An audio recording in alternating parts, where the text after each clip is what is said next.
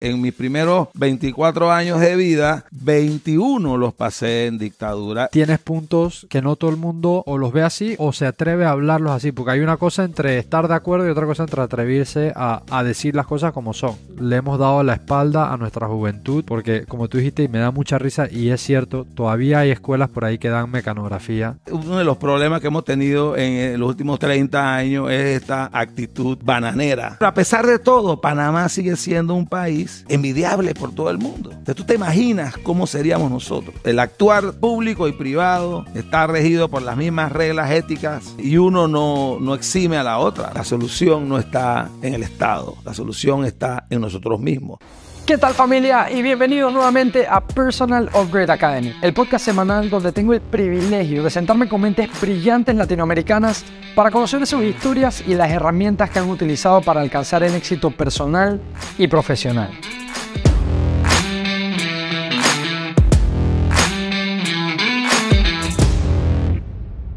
Fulvio Linares es socio de la firma Talial y abogado con más de 30 años de experiencia en derecho corporativo, derecho comercial, derecho marítimo, fusiones y adquisiciones, entre otras áreas. Ha ocupado cargos como viceministro de Educación y presidente de la Cámara de Comercio de Panamá. Hoy día ha decidido tomar acción y trabajar por el país desde el sector público, razón por la cual aspira a una curul dentro de la Asamblea Legislativa de Panamá. Vamos a ver este episodio. Bienvenidos todos y gracias por estar con nosotros otra semana más en Personal Upgrade Academy. Si eres nuevo en la comunidad, es un gusto tenerte por acá. Recuerda suscribirte en los diferentes canales: YouTube, Spotify, TikTok, LinkedIn, Facebook, Instagram. En todos lados nos vas a encontrar como Personal Upgrade Academy. Y si algo de esta conversación es de valor para ti, es importante que le des like y lo compartas, porque así como te ayuda a ti y así como te ayuda a aprender a ti, puede ayudar a otras personas a quien les llegue este mensaje. Con eso dicho, vámonos de una vez con la primera pregunta que tengo. Fulvio, primero que nada, bienvenido. Muchas gracias por aceptar esta invitación.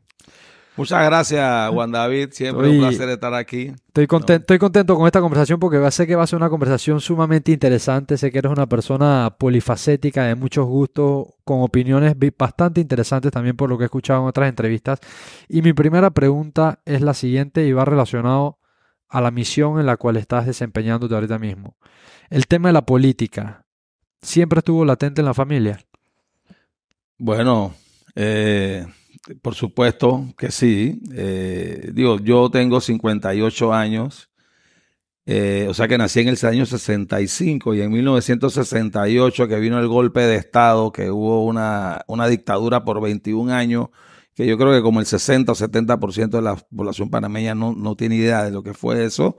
Yo tenía 3 años y cuando se acabó esa dictadura, 21 años después, yo tenía 24 años. O sea que en mis primeros 24 años de vida, 21 los pasé en dictadura. Mi papá, que era desde el punto de vista filial, era cuñado de Arnulfo Arias, que fue el último presidente que tumbaron los militares.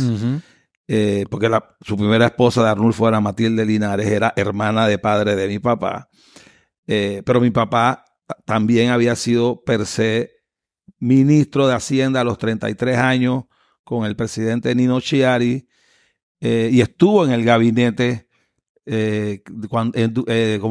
como mi mamá tenía 19 años apenas, como esposa de él de 33, estuvo en ese gabinete del 9 de enero, cuando hubo los sucesos del 9 de enero, y nos convertimos en el único país al día de hoy que tuvo la osadía de romper relaciones diplomáticas con los Estados Unidos, producto de lo que con la justa razón de la masacre que se dio ese día, ¿no?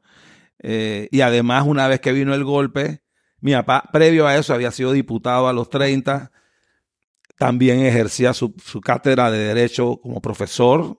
O sea, que no era un político profesional, era un profesional político. Me gusta esa frase. Exacto, no era un político, o sea, él era catedrático de Derecho desde que se graduó, desde que vino de España, y a la vez tenía su firma de abogados, que era la que le daba su pan, que fundada en el año 49, ¿no?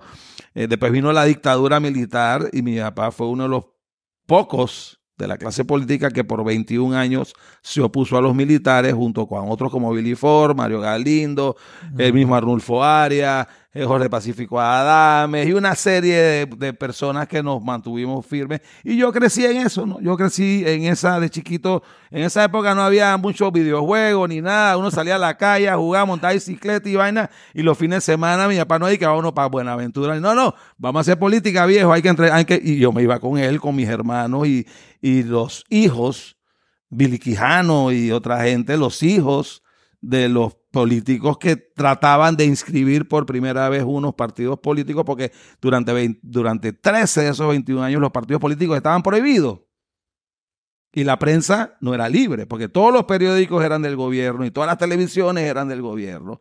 Y después vino Noriega y todo lo demás y después vino la invasión, que a mí me agarró estudiando ya en la universidad en Londres.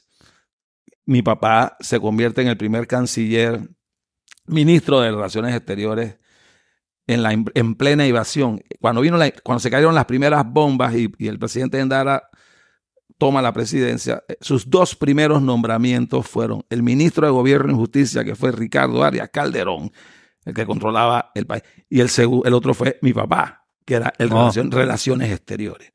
Si ya hay algo que yo regrets de haber estado en Europa, es que me perdí los días de la invasión, porque yo me fui en septiembre y la invasión fue en diciembre. Pero sí, mi vida, desde que yo mi casa, la política fue una política apasionada, porque no solamente era el tema de acceder al poder por el poder, sino era para luchar y retomar el rumbo de la República Democrática que se había perdido con el golpe de Estado. Y en esa época hacer oposición, no solamente arriesgabas perder un cargo público, sino que arriesgabas el destierro, la confiscación de tus bienes, la cárcel o la muerte.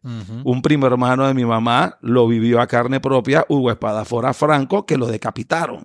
Y esa fue la muerte que hizo que Noriega a lo mejor que se cayera. Así que yo sí, en verdad, crecí así. Mi papá murió cuando yo estaba muy joven y después fui viceministro de Educación por 2 años y medio en el gobierno de Mireya Moscoso, hace 20 años atrás. Y de ahí seguí en partidos políticos, pero dedicándome a mi negocio privado, porque vuelvo y repito, yo me considero un profesional político, pero no soy un profesional. Y ahora a mis 58 años, he decidido salir de mi círculo de confort y tirarme al ruedo y al escrutinio público para ver si el pueblo panameño de verdad tiene ganas de que esta cosa cambie. Porque para que esta cosa cambie, el pueblo tiene que saber votar y por quién votar. Eso es así. Y entonces la obligación de que queremos que esto cambie y pensamos que podemos contribuir desde adentro es someternos a ese escrutinio público. Y después de la elección, si salgo, bueno, estaré humilde y muy gratamente agradecido. Si no, bueno, con el ego muy herido, pero al final no me queda más que decir que cada pueblo tiene el gobierno que se merece. Entonces, no quiero sonar ni arrogante ni pretencioso, pero yo creo que al final la decisión siempre recae en el ciudadano. Es así. Y el ciudadano tiene que entender de que el voto es su arma más preciada para darle un reconocimiento a un funcionario público o su rechazo. Y por lo tanto no lo debe vender ni convertirlo en un instrumento de trueque, porque entonces lo desvalora y se desvalora como persona, como ciudadano, digo yo, ¿no? Hay algo interesante en esta historia o este principio que has decidido compartirnos. Hay 2 cosas que te quiero preguntar.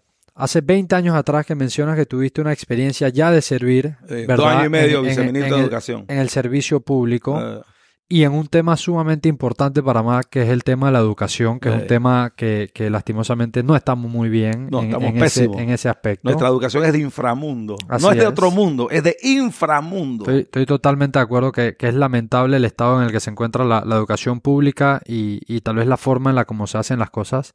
Entonces, sí te quería preguntar, antes de pasar a la segunda pregunta que me deja este primer espacio que compartiste, que es, En esa experiencia que tuviste como viceministro, ¿verdad?, de Educación, ¿qué cosas viste en aquel entonces que 20 años más tarde todavía siguen iguales o peores o no se han trabajado y que crees que son espacios de mejora? Porque al correr hacia donde estás corriendo, que es a obtener una curul, hay espacios para hacer modificaciones a las leyes y diferentes incentivos y demás.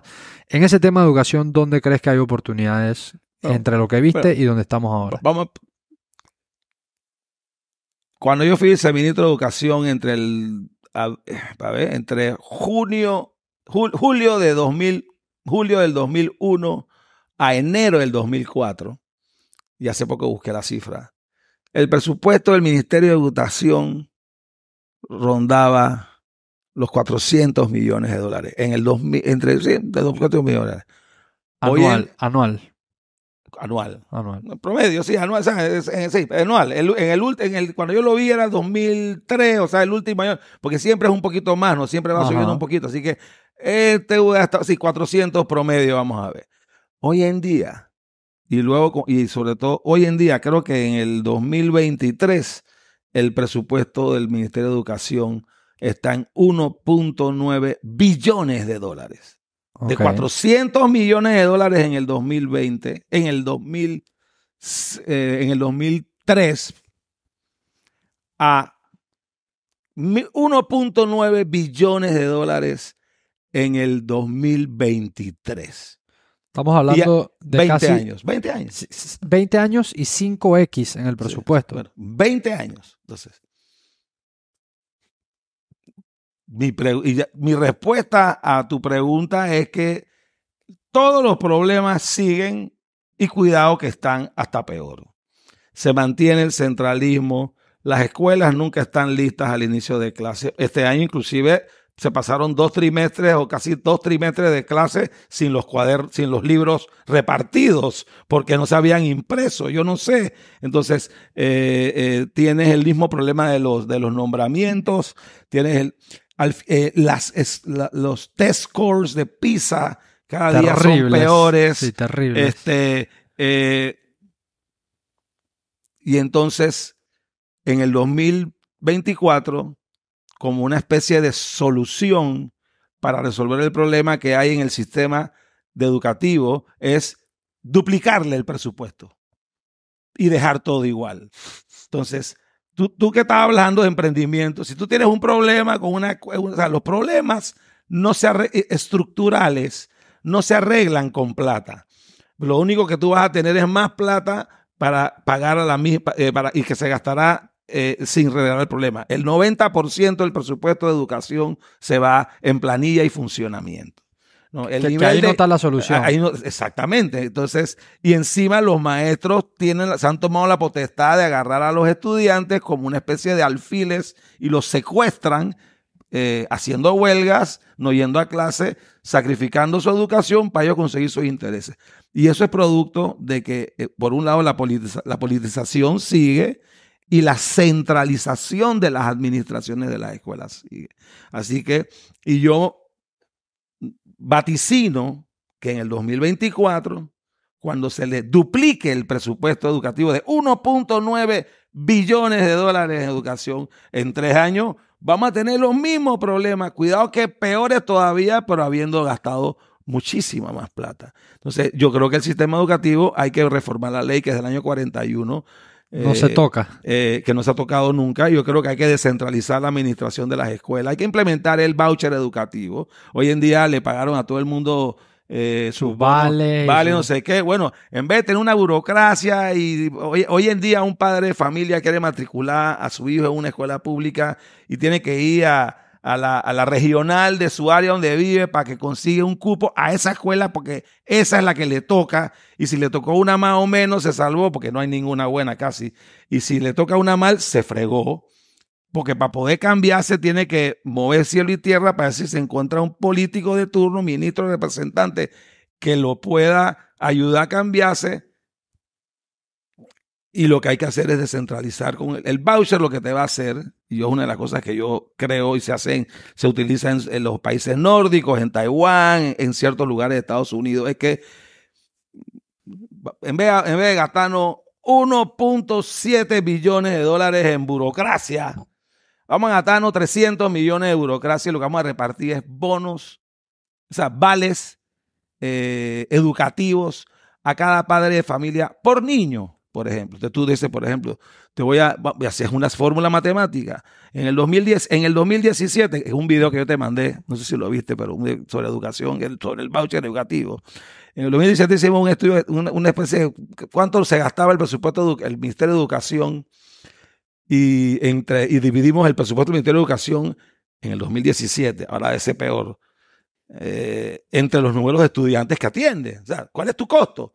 Tu presupuesto, lo que te gastaste en un año, eso fue lo que te costó llevar a la escuela. El resultado era, cada niño costaba más o menos $2.400 y en esa época el San Agustín de Cotaglete te costaba que $2.600.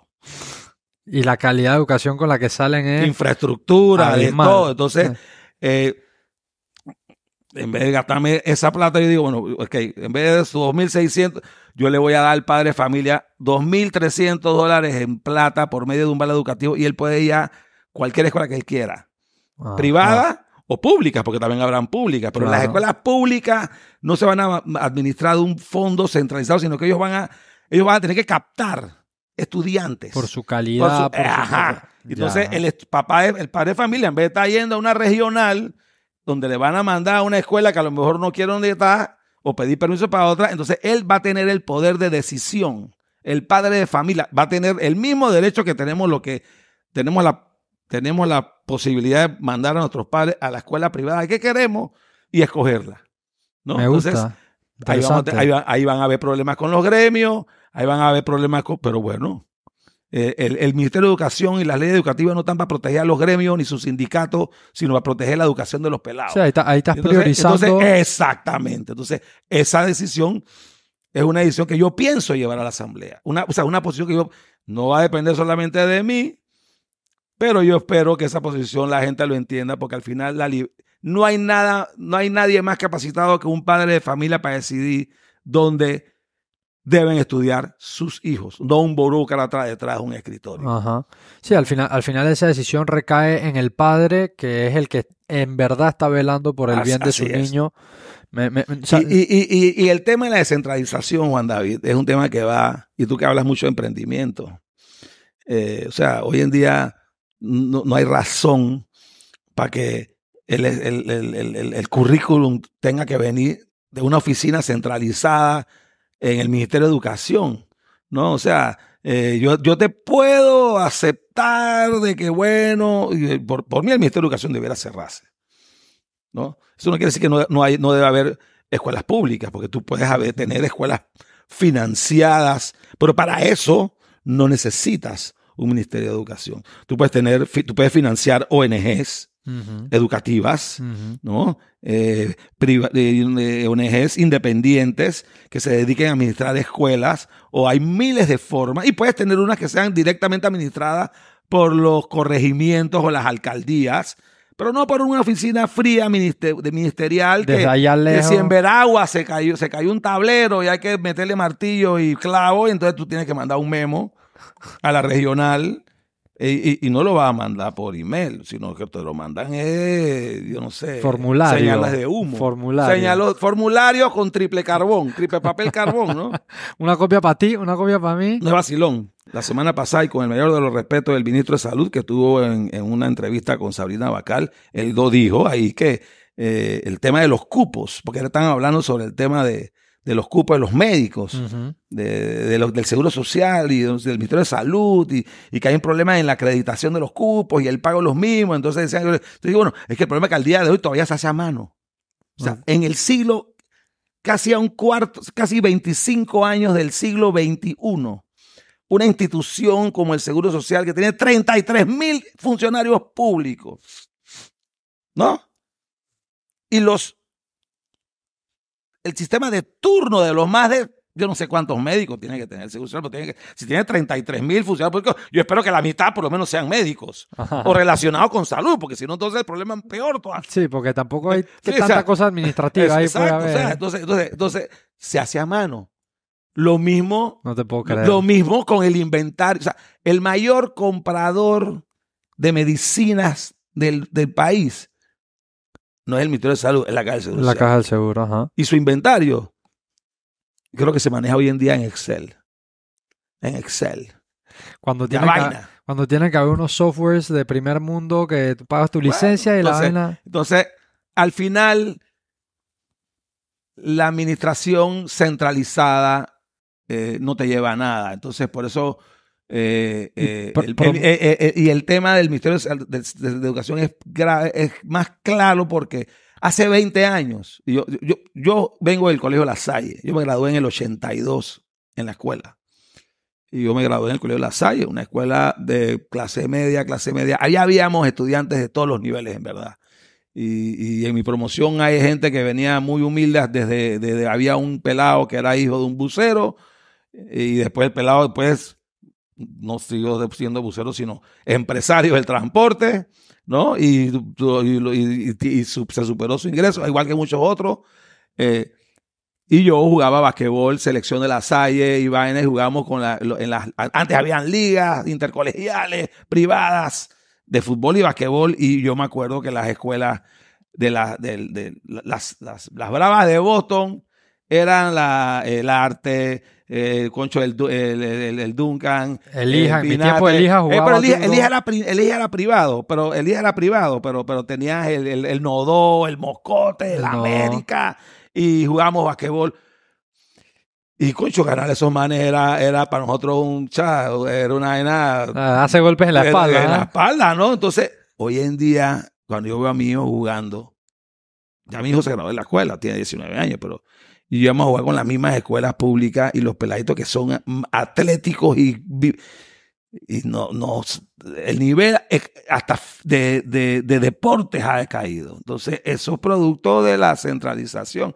Los incentivos están enfocados hoy en día en favorecer a los gremios magisteriales. Y yo no estoy en contra de los gremios magisteriales. Yo creo que como gremio ellos tienen todo el derecho de aspirar a mejorar su calidad de vida, pero eso tiene que ser bajo unos planteamientos racionales y no desenfocando de que la prioridad siempre va a ser para los que pagamos impuestos y financiamos toda esa operación, es la educación de los hijos, de nuestros hijos. Y que eventualmente esa educación de esos hijos es la sociedad que sale a echar para adelante el país. Es la persona que entran a las empresas a trabajar, es la persona que entran al sector público, al sector privado, donde sea. Y ahí, mira lo que tú haces hoy en día. Yo no sé si esto es un hobby o tú te da ingresos o qué, pero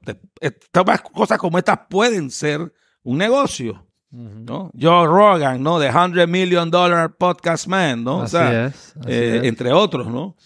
Y mi hija Adriana, que tú entrevistaste, que vive pues diríamos que una profesión no tradicional. Así es. Y como esa, y hoy en día tú nada más escuchas que por temas de inteligencia artificial y las nuevas tecnologías, tú estás escuchando cosas absurdamente negativas bajo mi criterio de que se van a perder trabajos tradicionales y que por lo tanto aquí la cosa va a empeorar. No, al contrario, puede ser que ciertos trabajos mecanizados se van a perder, como se perdieron cuando pasamos de ser una economía agraria mundialmente en la revolución industrial. Así es. Y se crearon nuevos empleos. Y se crearon nuevos empleos y se creó la clase media. Porque antes de eso no había clase media, ¿no? Había una clase feudal, pero esos nuevos trabajos del siglo XXI, ¿cuáles son?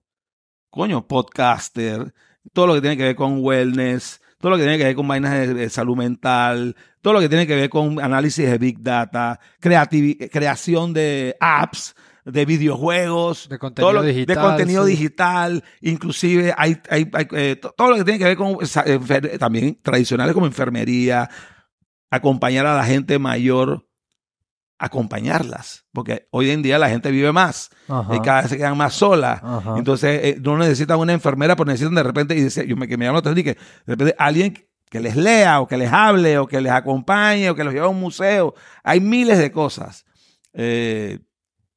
que se están abriendo, que están identificadas con ciertos polos como la tecnología, el inglés, matemáticas, ingeniería, software, aplicación o también temas culturales de creatividad, ¿no? Y nada de eso. Tú ves el Ministerio de Educación graduando a la misma gente de estenografía, de mecanografía, Increíble y de bachiller en no sé qué cosa. Y después nos quejamos de cuando salen graduados los pelados. Hoy en día en Panamá el desempleo juvenil de 16 años a 30 años es como el 25%. Es una locura, y eso es horrible porque tú estás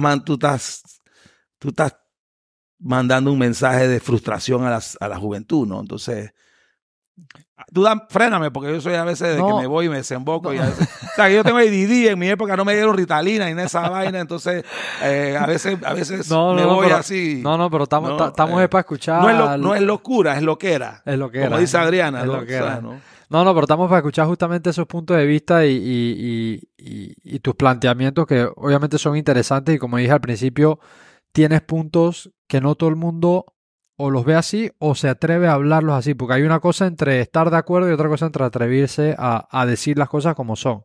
Yo coincido que en la parte que tú mencionas de educación estamos muy atrasados, le hemos dado la espalda a nuestra juventud, porque como tú dijiste y me da mucha risa y es cierto, todavía hay escuelas por ahí que dan mecanografía y ese tipo de cosas y eso es lamentable y le hace un daño enorme a nuestra sociedad, a nuestros jóvenes, al progreso del país, porque eventualmente, tanto en el desempleo como en los jóvenes que entran a entrar, porque me ha pasado a nivel personal y lo he visto y lo he escuchado a otras personas, dueños de empresas, que la persona que entra a laborar a una empresa en su primer ingreso está totalmente perdido, no tiene habilidades, nunca ha cultivado habilidades, no tiene una mentalidad de seguirse formando profesionalmente y académicamente, entonces queda como en un limbo, ¿no? Entonces hay mucho por hacer en ese tema y quería escuchar tu punto de vista. Lo otro, echando más para atrás, una segunda cosa interesante que dijiste que quiero escuchar un poquito más sobre ese punto de vista dijiste salir de mi círculo de confort. A tus 58 años tomas la decisión nuevamente de aspirar a un cargo público. Y hay algo, hace algún par de episodios atrás que yo conversaba, que era el tema de que como no nos atrevemos o muy pocas personas están dispuestos a poner 5 años de su tiempo o 10 años o 15 o el tiempo que quieras pasar en el servicio público a servicio de tu país, las plazas las están ocupando personas que no queremos ahí, ¿verdad? ¿Cómo ha sido tu punto de vista y en este tiempo que llevas en esta precandidatura, tu experiencia de correr para una curul? ¿Y cómo ves el tema de que jóvenes tengan esas ganas de correr cuando en realidad no es así? O sea, yo le pregunto a cualquiera de mis amistades contemporáneas y no sé si encontraría alguno que diga yo estoy para correr a un puesto de elección pública. Había un hermano de mi mamá, porque mi familia política venía de papá y de mamá. Y había un hermano de mi mamá muy querido, el hermano mayor se llamaba Joaquín Fernando Franco, ¿no? Y fue un político liberal y también, pero además un abogado exitoso y de los que peleamos con contra la dictadura. Y él me dijo, una vez me dijo, no me acuerdo en qué tú decías, todo espacio vacío se llena. En la casa, en la cama, en la oficina, en la política. Qué buena esa. ¿no? Todo espacio vacío se llena. ¿no? Es como tú agarras un vaso de agua, tú abres la vena, se llena. Entonces, y aquí yo creo que aquí por alguna razón yo creo que por 21 años de dictadura no hubo, hacer política era muy riesgoso. Después vino un cambio de democrático que fue abrupto, una invasión. Primero que todo, un robo de elecciones al presidente Endara, ¿no? Y con todo lo que vino ahí. Después vino la invasión, que fue culpa de los que estaban en el poder, que estaban, ¿no? Se hicieron la vaina y lo sacaron. Los mismos que los pusieron 21 años después, los gringos, los sacaron a bombazo cuando ya sintieron que ya no eran útiles para ellos y se fueron. Y entonces, como que hubo un proceso drástico y yo no siento que la gente joven, bajo raras excepciones, y ahí meto a José Blandón, mi persona, Eduardo Quiroz, y otros del PRD, Martín Torrijos también, ¿no? Y pongo al PRD porque una cosa es la consideración del partido PRD como brazo político de la dictadura que tiene sus pecados originales. Otra cosa es ya el PRD, pues ya jugando el juego democrático una vez se arregló todo. Así que, muy poco, pero sí hubo muy pocos que entraron. Yo en lo personal, que me he considerado activo, yo la última vez que estuve en política fue hace 20 años. O sea, y yo me considero, a mí me consideran mis amistades como el político del grupo. Imagínate tú. Pero yo en mis 30 años de carrera profesional, desde que me gradué de la universidad, yo he estado 2,5 años en el servicio público. Lo que pasa es que yo sí he estado escribiendo en entrevistas. Yo fui presidente de la Cámara de Comercio, que no es un político, pero yo no sé por qué, no sé si por lo pelirrojo o qué, que yo me he mantenido en la palestra pública. Yo no me he mantenido. A mí me han mantenido en la palestra pública por 20 años. No, pero si eres alguien que siempre ha expresado sus opiniones. Bueno, porque la gente me busca y a mí me gusta y me siento cómodo y yo creo que hay que participar. Aunque sea por sociedad civil, y eso es importante. Pero es que eso es sociedad civil. Yo rechazo ese término porque eso significaría que también hay una sociedad, ¿cómo se dice? Incivil, no civilizada, porque civil viene de civilizada. No hay, es como que las clases populares, ¿eso qué significa? ¿Cuáles son las clases impopulares? O sea, esos son términos que yo digo que son más bien de etiquetar y huecos. No. O sea, yo creo que todo el mundo que piensa y es racional y no es zombie ni actúa con mentalidad de rebaño, es político, porque toma decisiones.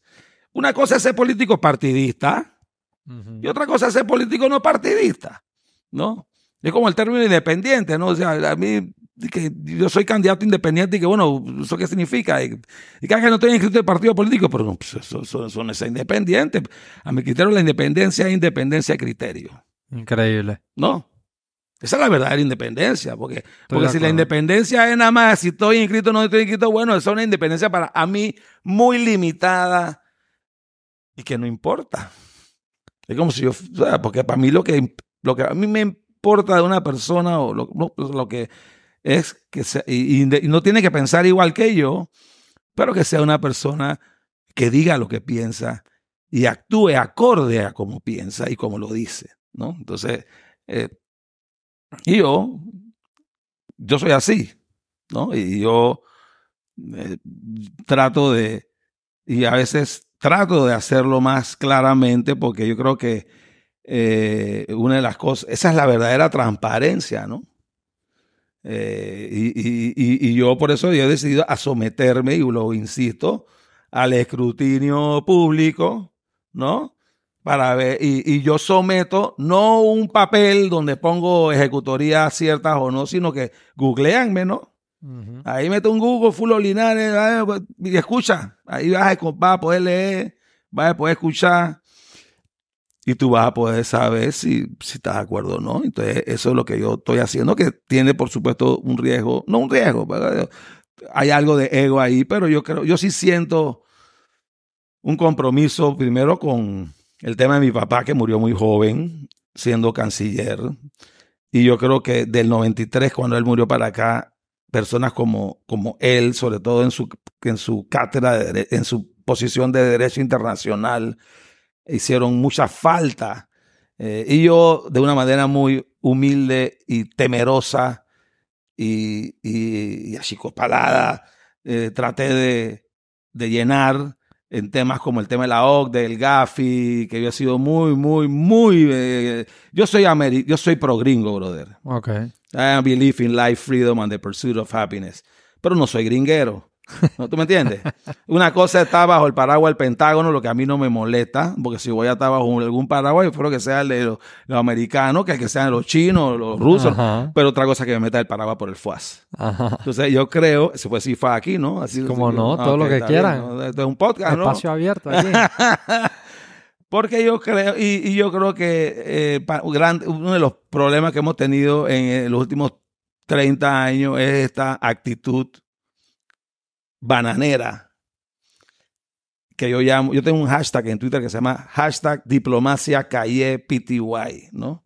Donde calle de lubricante, ¿no? Ajá, ¿No? ajá. Entonces, y después me hicieron misógino, no, el lubricante lo usan los hombres y las mujeres, así que cuál es o sea, por favor, los progres, cálmense, ¿no? O sea, la vaina no, o sea, estamos hablando de relaciones internacionales, no es ponchera, No ni se exalten, no se exalten, I'm talking sarcásticamente, ¿no? Y yo creo que hemos tenido una actitud, o sea, yo creo que nosotros como país, estos últimos 30 años, y sobre todo los últimos 10, que ha sido como una década perdida, del 2009 para acá, donde obtuvimos, y digo década perdida porque obtuvimos un grado de inversión que nos hizo, que nos disparó la capacidad de acceder a fondos y a financiamientos inimaginables cuando yo fui viceministro. Cuando yo fui viceministro del presupuesto de inversión del Estado general, en todo el año, de inversión de todas las instituciones, el promedio fue $300 millones. Wow. Hoy en día la asamblea se lleva 240, ellos solo Ellos nada más. nada más, sí. Entonces, y al final tú ves esa plata, ¿dónde está? Esa es la Pero gran... a pesar de todo, Panamá sigue siendo un país envidiable por todo el mundo. Entonces, tú te imaginas cómo seríamos nosotros si tuviéramos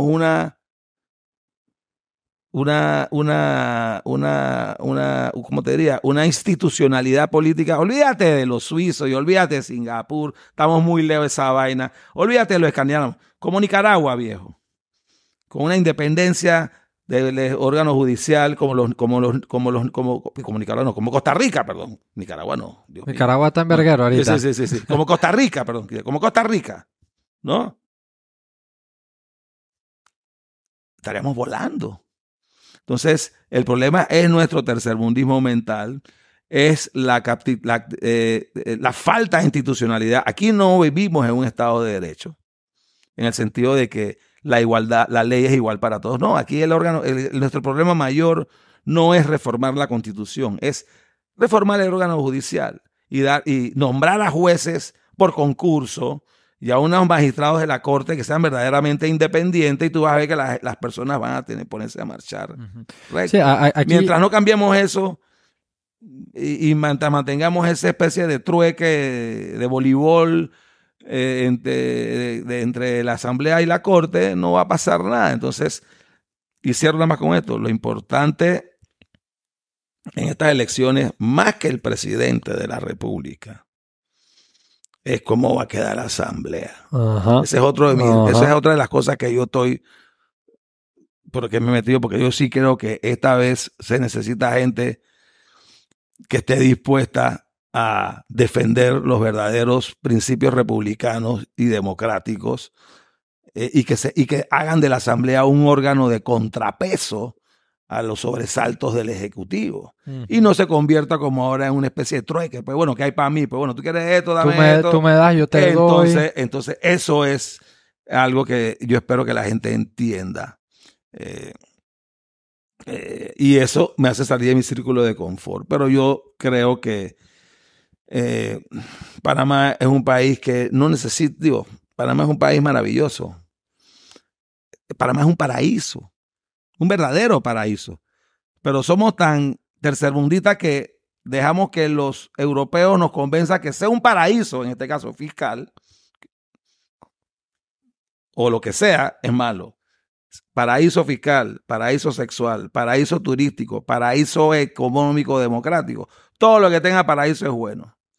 Y nosotros nos hemos hecho un mea culpa inmerecida, porque lamentablemente los presidentes en nuestro país o los políticos tienen, y sobre todo en la asamblea, tienen una visión aldeana.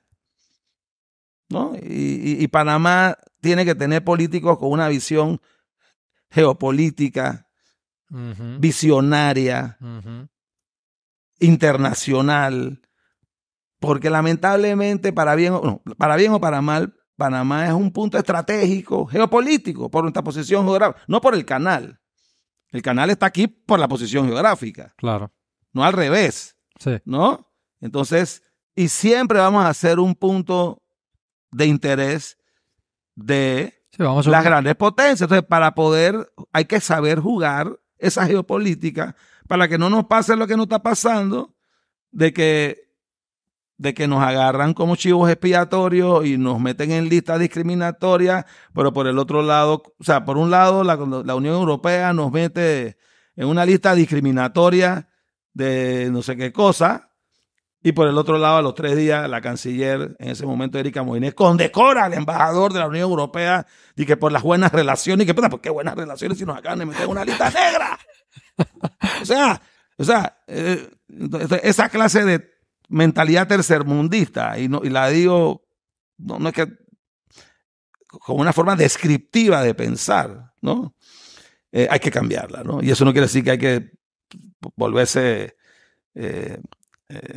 romper relaciones con todo el mundo, pero sí, para que a ti te respeten, te tienen que respetar. Y Panamá siempre fue un país respetado diplomáticamente. Inclusive, o sea, si no hubiéramos podido conseguir la recuperación del canal en los años 60, por el amor de Dios, cuando Panamá todavía teníamos la zona del canal, ¿no? O sea, Nino Chiari, Mike Moreno, toda esta gente, que mi papá también, pero uno sabía su lugar y sabía que estabas hablando con el Master of the Universe, pero tú ibas con cierto nivel de dignidad y de respeto y de inteligencia, y tú tienes que negociar, ¿no? Pero eso todo se ha perdido y yo creo que es una cosa que tenemos que recuperar. Yo me quedo y quiero recalcar lo que dijiste, porque creo que ha sido de lo mejor que he escuchado.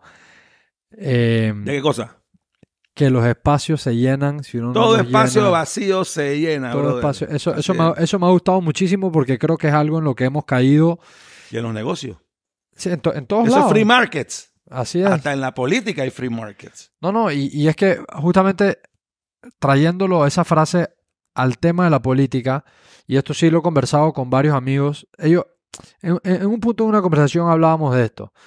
No, que lo que necesitamos es más políticos o gente que se involucre, que sea súper bien estudiada y no sé, cosas. Y yo le dije, espérate. Yo estoy de acuerdo contigo, que es importante que tengan cosas aquí arriba en la cabeza.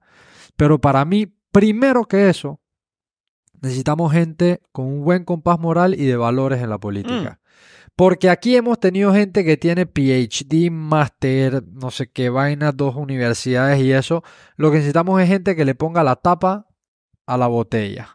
Que diga que su primer principio sea decir que no cuando las cosas no son por ahí. Pero es que al final hay unos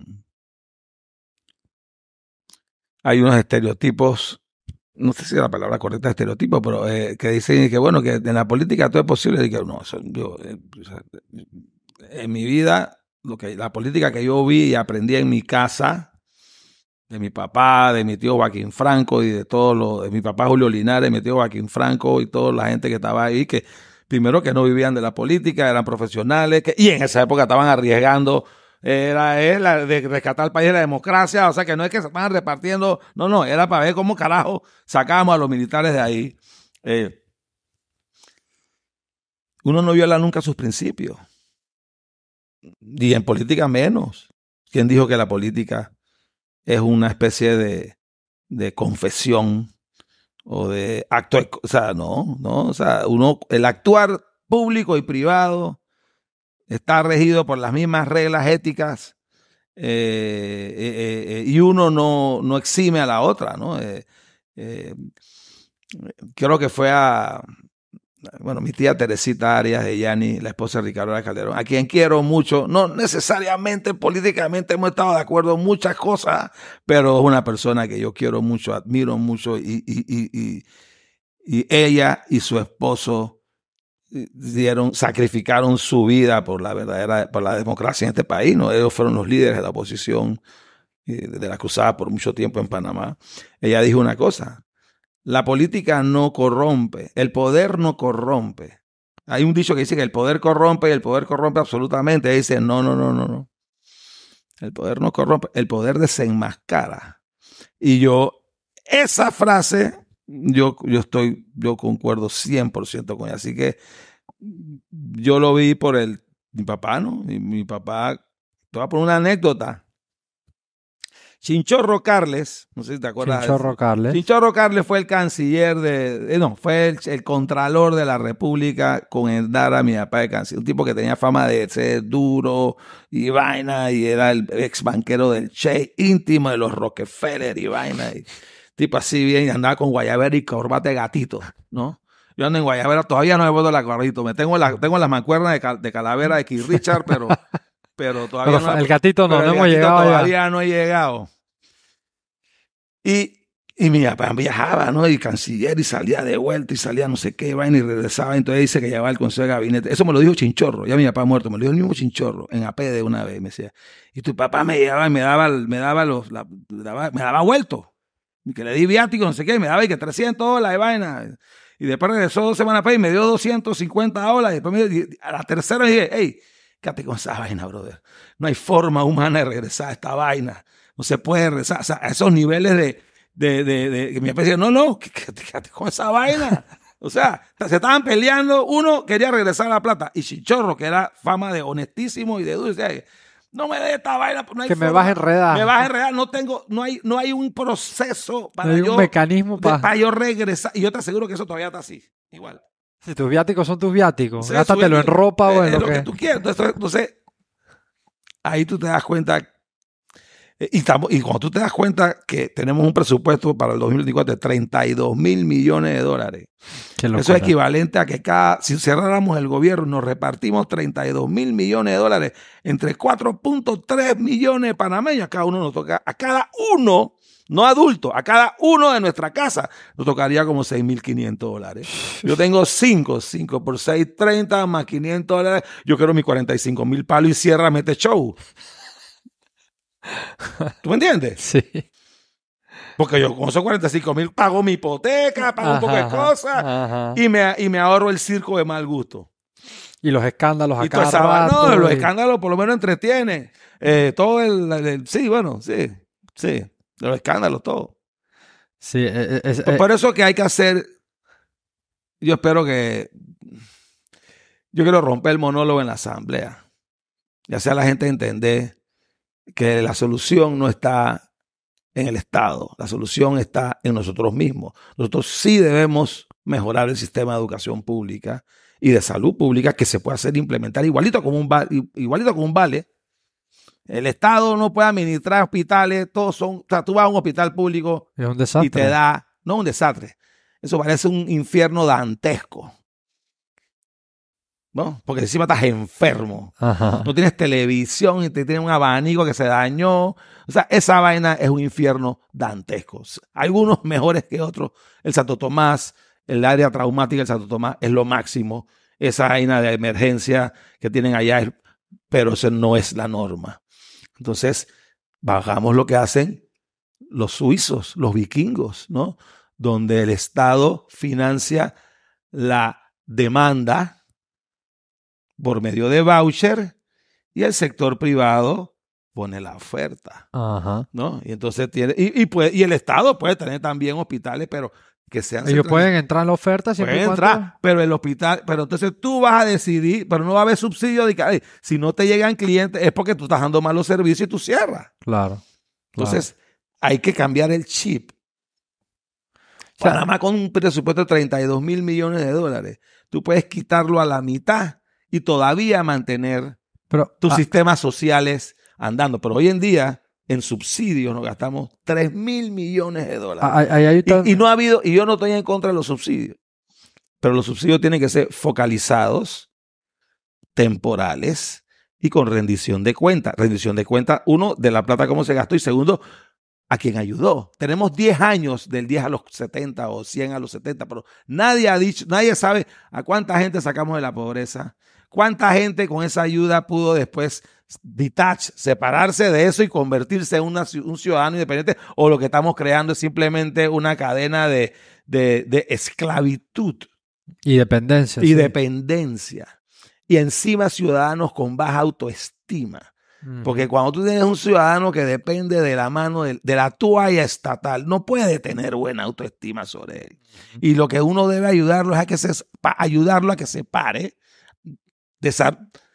sal de tus rodillas, yo te voy a parar, te voy a ayudar a caminar para que tú después corras. Hoy en día, con lo que tenemos, el Estado te corta las piernas y después te da 2 muletas y a veces una y te dice, mira que te estoy ayudando. Ajá. ¿Me entiendes? Ajá. Es cuestión de mirar las cosas diferentes, creo yo.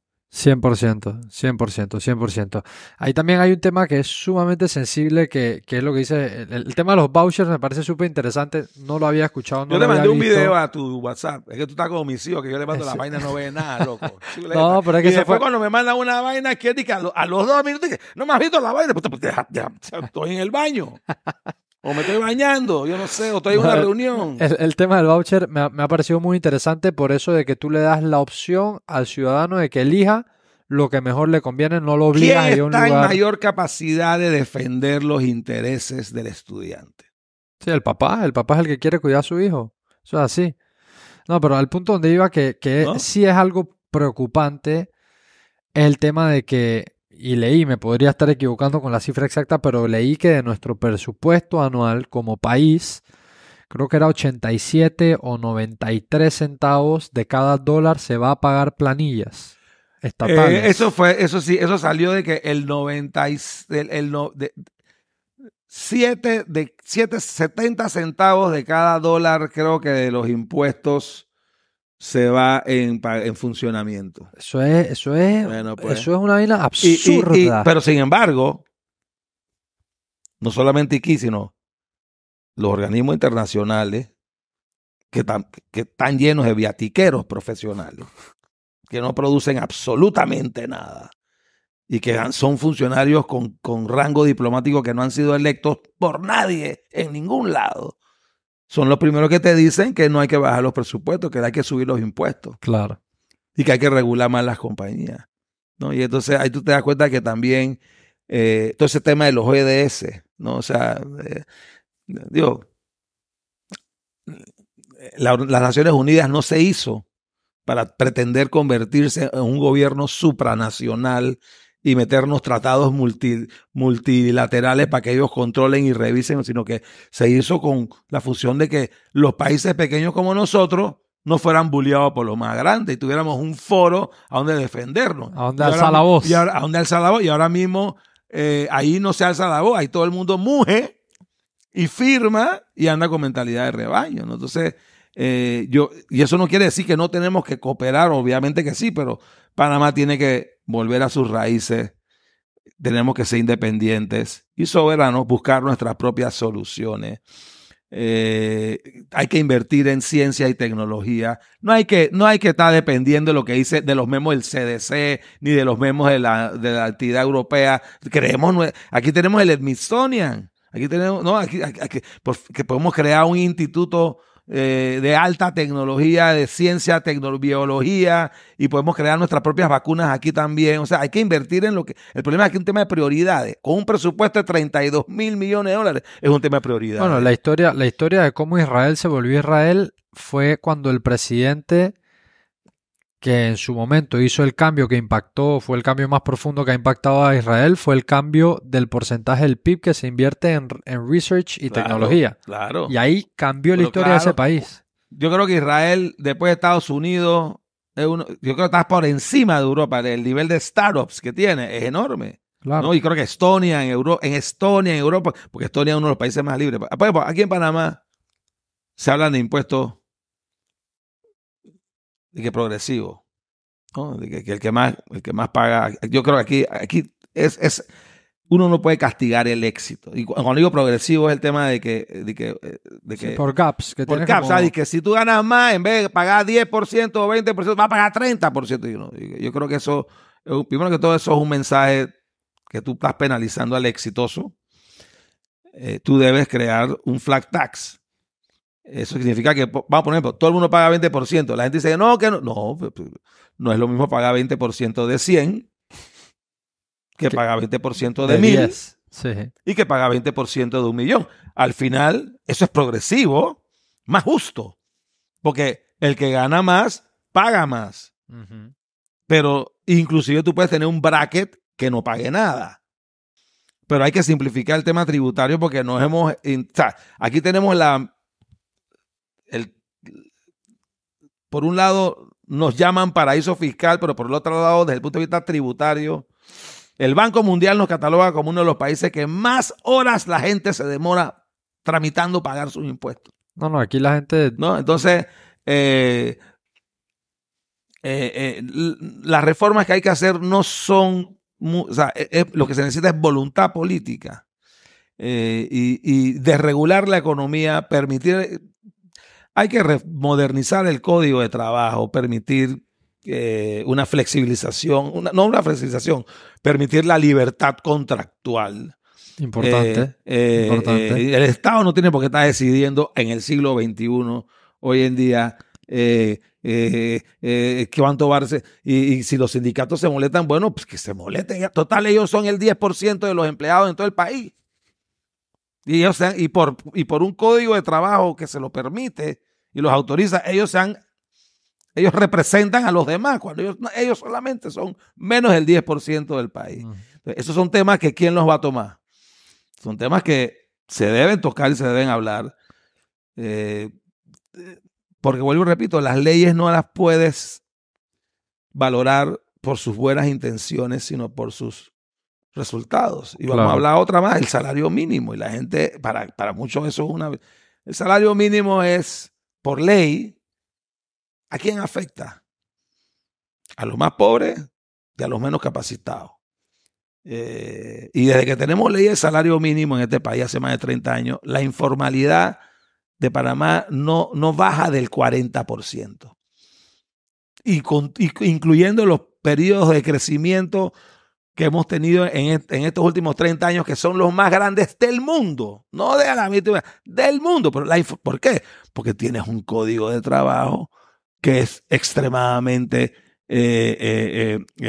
costoso para las empresas pequeñas y para la gente para formar. Y no solamente eso, le impides y como consecuencia tienes un desempleo a nivel juvenil, y eso es una consecuencia que se da en todos los países que tienes salarios mínimos establecidos por ley. Tú puedes tener salario mínimo establecido entre los sindicatos y las empresas.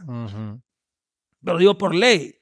O sea, por decreto, por dedazo. Claro. ¿No? Por dedazo, así, por decreto. Que el decreto ese que todo el mundo gana así. Y mis gastos y mi vaina, como así. ¿Me explico? Entonces, es ¿a quiénes afecta? A los a los menos capacitados, a los que lamentablemente fueron a una escuela pública, que a lo mejor no van a una universidad y no pueden acceder a un primer empleo, porque cuando van a acceder a un primer empleo, el tipo, espérate, ¿tengo que pagar qué? Yo prefiero contratar con esta plata humana que ya tiene experiencia. Claro. Y le impides a esa persona que viene de una escuela pública que lo tiene frustrado, le impides que pueda entrar a una empresa y, por ejemplo, alguien lo agarre en un restaurante y que, bueno, pues está bien, yo no te necesito, pero ok, te voy a dar X plata para que me trapees aquí. Y si a lo mejor el man es responsable y hace su trabajo y llega puntual y dice qué más hay que hacer, el tipo le dice, bueno, pues, hey, ahora, ¿sabes qué? Ponte a hacer hamburgues, pues flip-flop hamburgues. Y después te pusieron a atender mesero y de repente estás en la caja y 15 años después gerente del restaurante. Y no tuviste que ir a una universidad. Esa es la historia muchas en Estados Unidos, ¿no? Así es.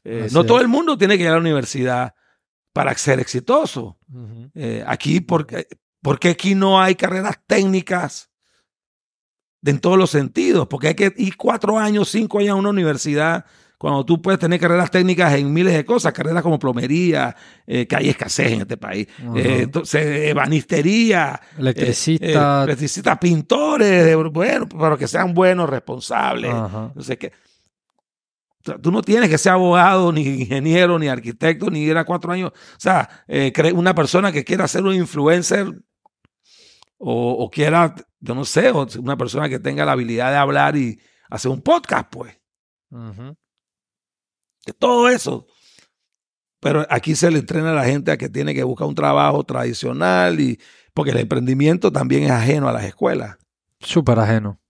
Entonces, No hablan ni de finanzas en las escuelas, ni de emprendimiento, nada. pero te ponen a aprenderte de memoria todos los ríos del país y ese tipo de cosas Que no tiene nada de malo, pero en vez de aprender de memoria, que te llevaran a excursión, ahí sí no te vas a olvidar. Pero no puede ser solo eso, o sea, Claro, ¿me entiendes? claro. No tiene nada de malo, pero no puede ser solo eso, o sea, tiene que ser algo que te saque de ese sistema escolar o universitario mucho más preparado para el mundo real, porque son Si cosas muy Albert distintas. Einstein estuviera vivo, o Stephen Hawking, ¿saben quién es Stephen Hawking? Por supuesto, cómo no. El man ese que dice que ese man veía las galaxias. Dice que se mantenía un periscopio en su ojo. Stephen Hawking o Albert Einstein, para ponerte un ejemplo así, quisieran jubilarse si estuvieran vivos, venía a Panamá y decir que quieren dar clases gratis de física en la universidad, no pueden hacerlo porque no son panameños. Ajá. Exactamente.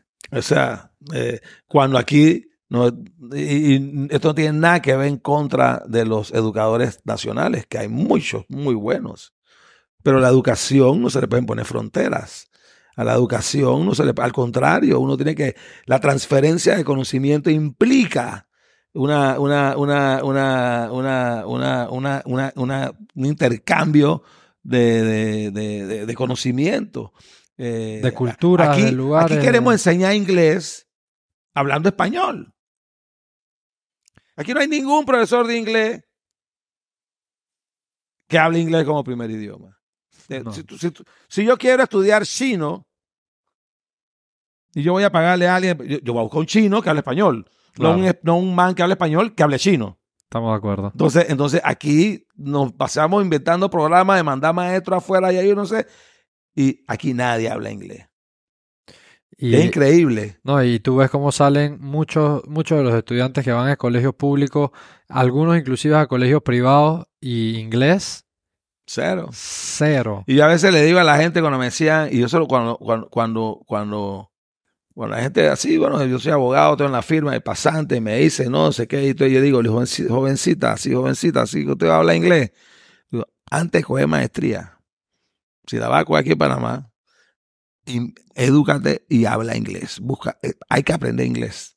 Uh-huh. Que no es difícil. Inclusive por YouTube tú puedes aprender inglés. O sea, si uno le dedica el tiempo. Inclusive por Netflix, o sea, pon yo le digo, pon inglés y pon las letritas, no la pongan en español, pon las letritas en inglés para que las leas y te el oído. Pero oye, y volviendo al tema de los trabajos del siglo XXI, los que están saliendo después por la inteligencia artificial, y decían conocimiento de tecnología, creatividad, y tienes que saber inglés. ¿No? Porque eso es así, ¿no? Idioma internacional, y ahora que las barreras se han difuminado con el tema tecnológico. Bueno, con mi familia colonense yo hablo inglés chiquito, pero el inglés patuá, es más o menos. El inglés patuá. no patuá, caribeño. Ya. Hey, Fulo, para ir cerrando el espacio este que hemos compartido, te voy a hacer una pregunta, que es una pregunta hipotética con la que yo siempre cierro los espacios acá. Una pregunta hipotética. Una pregunta hipotética, pero una pregunta... ¿Vos lees mi top 10 de tus entrevistados después? Claro, por supuesto. Después, claro. así como sí. Claro, por supuesto que sí, pero quiero que dejes esta respuesta dale. Porque es una pregunta interesante y es bien personal. Cada persona siempre me llena mucho de interés la respuesta que da. Va para allá. Hoy día el Fulo con el que estoy conversando ha pasado, como toda persona que está escuchando y está viendo esto, por altos y bajos en la vida, ¿no? Cosas buenas, cosas malas, claro. Aciertos, desaciertos, fracasos, victorias, de todo. Sin embargo, por la naturaleza, nosotros como seres humanos somos resilientes y todo lo superamos. Y llenos aquí, tú y yo sentados a pesar de las adversidades. Pero hay algo que es cierto, que es que si tú miras hacia atrás en tu historia personal, hay muchos momentos en los que podrías identificar momentos de mucha incertidumbre, que no sabías qué hacer, que tuviste un percance, que tuviste la pérdida de alguien, momentos de mucha incertidumbre. Si tú hipotéticamente, el Fulo con el que yo estoy hablando hoy día, pudiese ir atrás al pasado, encontrarse con ese Fulo más joven en un momento de mucha incertidumbre y con lo que ha aprendido y su experiencia hoy día, dejarle un consejo a ese Fulo más joven, que le diría.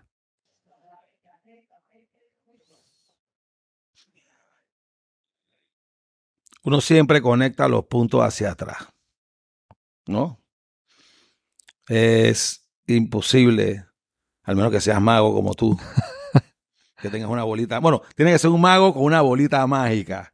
Porque ni los magos, si no tienen bolita mágica, no, they Ni cannot siquiera. connect the dots Para para adelante. adelante. Se me olvidó cómo se dice para adelante en inglés. Yo creo que la muerte de mi papá a mí me afectó mucho.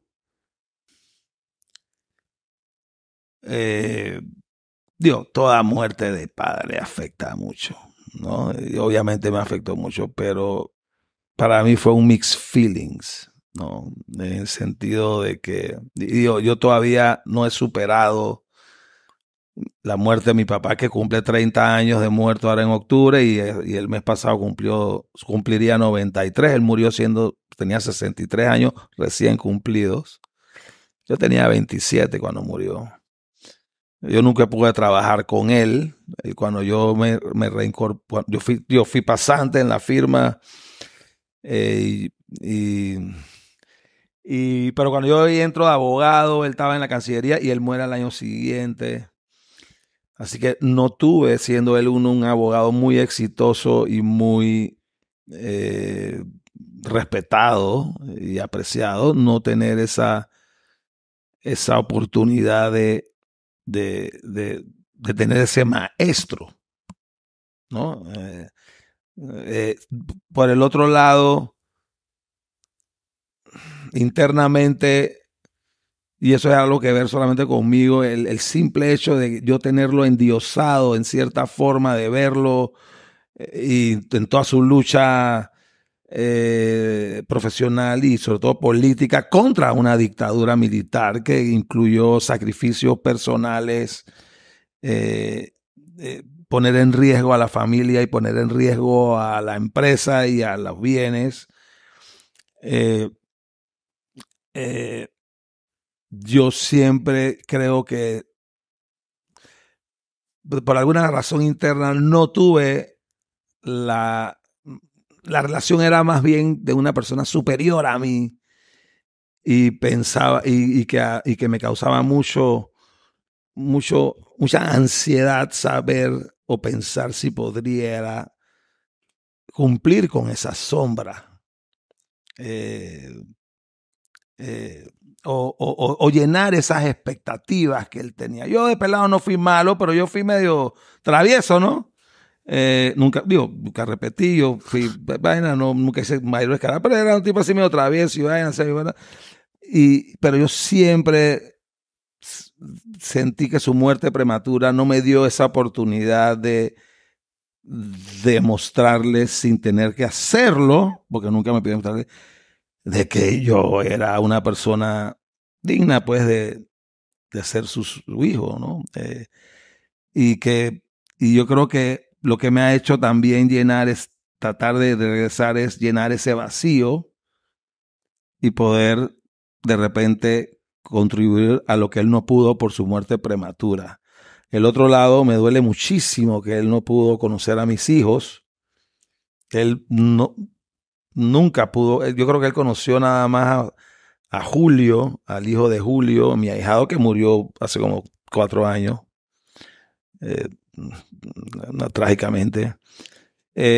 Así que yo sí quisiera, si yo pudiera regresar atrás y meterme en el carro ese de Back to the Future, ¿no? Vaina de la película, yo sí quisiera poder tener la oportunidad de tener una cena con mi papá y con mis hijos. Bueno, hasta pues, me va a poner hasta emociono. Yo me emociono cada vez que hablo de y presentárselos, porque yo creo que estaría fascinado y encantado con ellos, y me refiero no solamente a mis hijos, sino a los otros de mi hermano, y a lo mejor yo pudiera darle un último abrazo y escuchar de él de que estoy siguiendo sus pasos. Y yo sé que lo estoy siguiendo, pero nunca lo escuché, ¿no? Y no es por culpa de él, simplemente por cuestiones del destino, ¿no? Así que yo creo que eso es lo único que yo añoro casi todos los días, ¿no? Y si hay algo que me inspira a hacer lo que estoy haciendo es también eso, porque mi papá no murió, porque él murió siendo canciller para tener lo que tenemos ahora, ¿no? Y yo creo que nadie de los que en su momento arriesgamos nuestras vidas, porque yo también estaba allí, yo tenía 24 años, pero yo tuve mis situaciones como José Blandón, que también es, y como muchos otros, Eduardo Quiroz, así que estamos estudiantes, todos los que peleamos por eso, no lo hicimos para lo que estamos viendo ahora, ¿no? Y yo creo que hemos tomado como una última cruzada, por lo menos de parte mía, ¿no? Una última cruzada que va a depender si los votantes, en este caso del circuito 804, consideran que yo soy esa persona que va a buscar esa diferencia, porque al final la decisión no tienen ellos. Así es. Pero votando por la misma gente, no vas a conseguir estados diferentes. No sé quién dijo algo de eso. Albert Einstein. ¿Ah? También fue. Albert Einstein. No lo dijo desde el punto de vista político, lo dijo, pero lo dijo, pero se aplica para la vida entera. Es para todo. Haciendo lo mismo no vas a tener los mismos resultados. Entonces, diferentes. yo considero que yo moriría feliz con esa oportunidad. Y yo no la quiero tener en el más allá. Yo soy una persona, yo me considero católico. Yo no voy a misa mucho. Debe ser por el Lady Di, que no me dieron Ritalina cuando estaba chico y vaina ahí, no sé, pero yo no sé, a veces me regañan demasiado. Yo sé que me están regañando, ¿no? Y la misa debiera ser un lugar de solaz esparcimiento, ¿no? Así, pero yo me considero católico. Yo trato de vivir mi fe de una manera, no quiero decir a mi manera, porque toda religión tiene su dogma y uno tiene que seguir los dogmas. Pero bueno, no es que rechazo la misa, pero voy cuando dije una boda o así, pero generalmente no voy. O se muere alguien muy allegado. Pero yo soy católico pero yo quiero esa experiencia, no en el mundo de allá, sino el terrenal. Me gusta. Y al final, Dios nos dio libre albedrío. Dios nos dio libre albedrío. No nos hizo con mentalidad de rebaño. Si hubiera querido tener borregos, nos lo hubiera hecho, ¿no? Desde los tiempos de Adán y Eva, ¿no? Adán.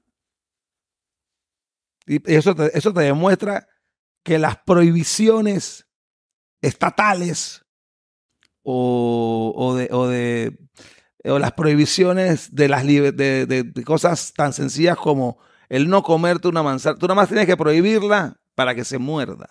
Así y en esa época, Adán y Eva tenían una cosa sola, eran dos personas nada más y tenían una cosa que no hacer: no muerdas la manzana. Y se terminó mordiendo. Y podían hacer todo lo demás y la terminó mordiendo. Entonces,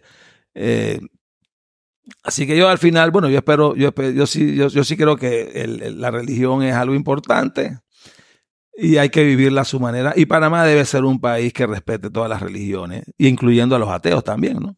Porque eso al final, eso es un tema que el Estado y la religión no deben mezclarse. Estoy de acuerdo. El Estado, así como el Estado y la economía tampoco deben mezclarse. Ese es otro programa.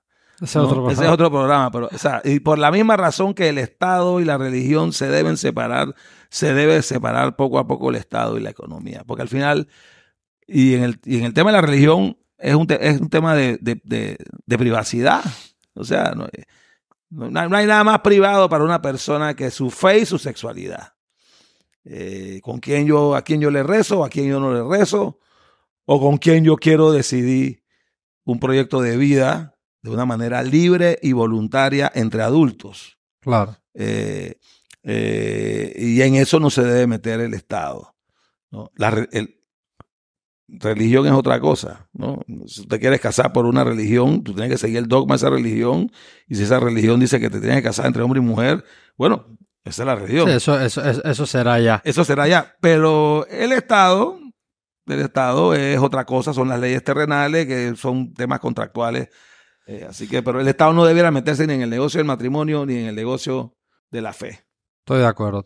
Bueno, Fulo, Son libertades, nuevamente, son temas íntimos de una persona. estoy totalmente de acuerdo y valoro mucho esa forma de pensar porque coincido totalmente de que entre más la persona se sienta libre de ser quien es, más la persona aporta y está lista Claro. para ser parte de una sociedad.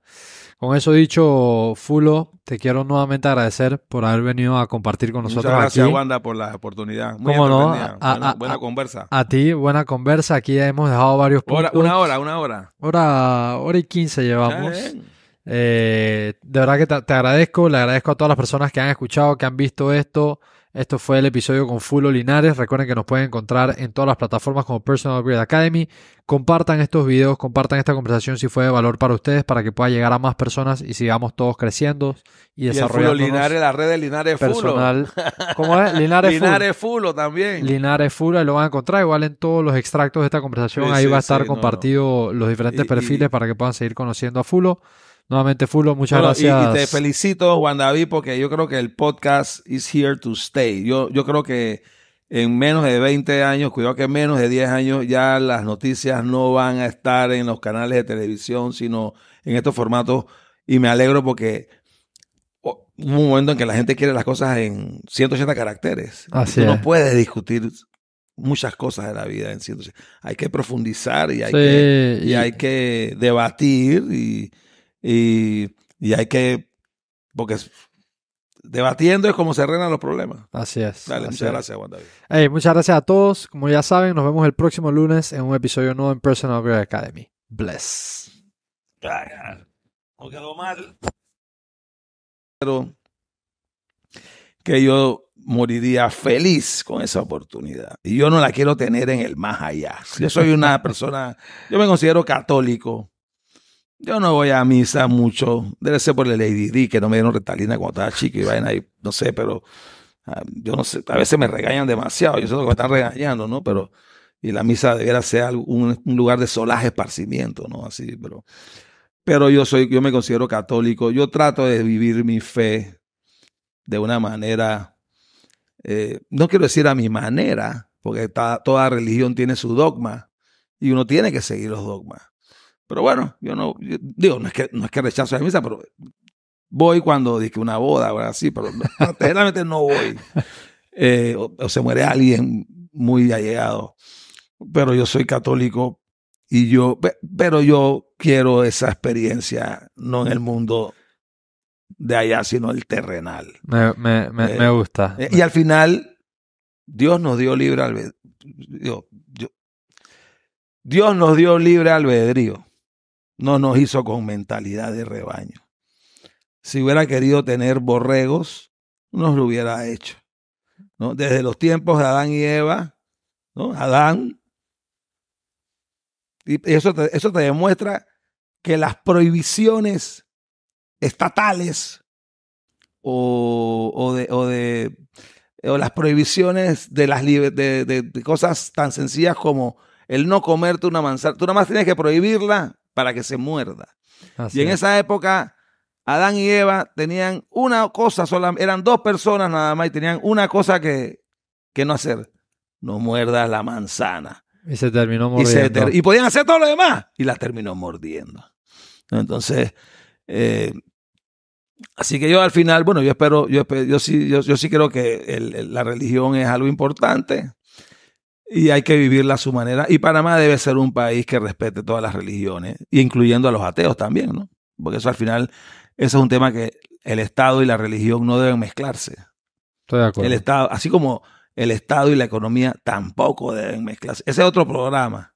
Ese es otro programa, pero, o sea, y por la misma razón que el Estado y la religión se deben separar, se debe separar poco a poco el Estado y la economía. Porque al final, y en el tema de la religión, es un tema de privacidad. O sea, no hay nada más privado para una persona que su fe y su sexualidad. A quién yo le rezo, a quién yo no le rezo, o con quién yo quiero decidir un proyecto de vida de una manera libre y voluntaria entre adultos. Claro. Y en eso no se debe meter el Estado, ¿no?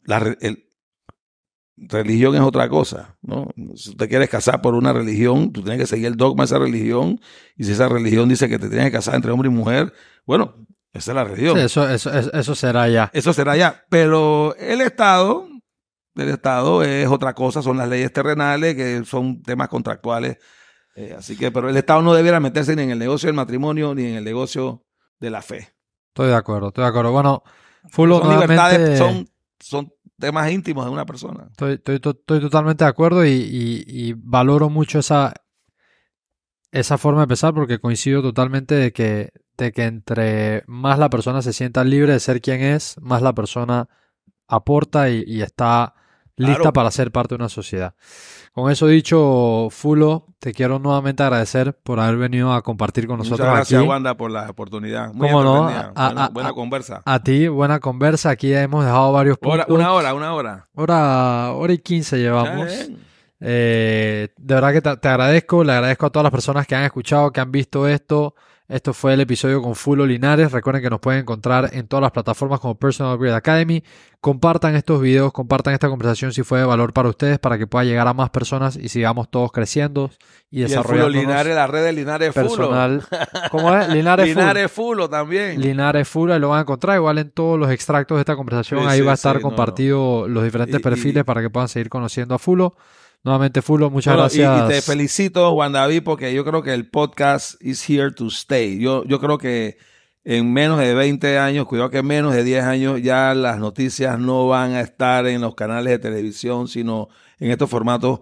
Y me alegro porque hubo un momento en que la gente quiere las cosas en 180 caracteres. Así Tú es. no puedes discutir muchas cosas de la vida en 180. Hay que profundizar y hay que debatir y hay que, porque debatiendo es como se arreglan los problemas. Así es. Dale, muchas gracias, Juan David. Hey, muchas gracias a todos. Como ya saben, nos vemos el próximo lunes en un episodio nuevo en Personal Upgrade Academy. Bless. Bye.